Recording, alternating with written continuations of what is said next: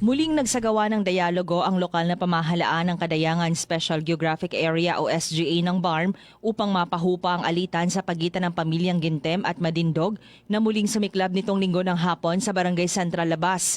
Ayon kay 33rd Infantry Battalion Commander Lieutenant Colonel Jermen Ligada, pinangunahan ni Kadayangan Mayor Duma Mascud ang dialogo kasama ang MILF Coordinating Committee on the Cessation of Hostilities o CCCH Peace Panel, Ad Hoc Joint Action Group o AJAG, PNP at militar. Batay sa ulat, nagharap sa bakbakan ang grupo ni Barangay Central Labas Chairman Nasil Gintem at grupo ni Dato Bagindali Madindog. Ayon kay Ligada, muling sumiklab ang kanilang alitan matapos ang pamamaril noong July 3 kung saan binaril si alias Anwar na umano'y kabilang sa grupo ni Chairman Gintem. Dahil dito, naglunsad ng retaliatory attack ang grupo ni Gintem laban sa grupo ni Madindog nitong linggo na nauwi sa panibagong bakbakan. Patuloy namang nagsasagawa ng area security operations ang PNP at militar sa lugar matapos pansamantalang lumikas ang ilang residente dahil sa kaguluhan.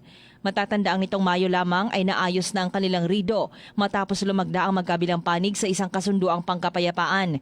Gayunman, muling sumiklab ang tensyon kasunod ng insidente ng pamamaril noong Biyernes. Sinabi ni Ligada na sa isinagawang dialogo ay muling tinalakay at pinaalalahanan ang magkabilang panig tungkol sa mga probisyong nakapaloob sa kanilang nilagdaang kasunduan.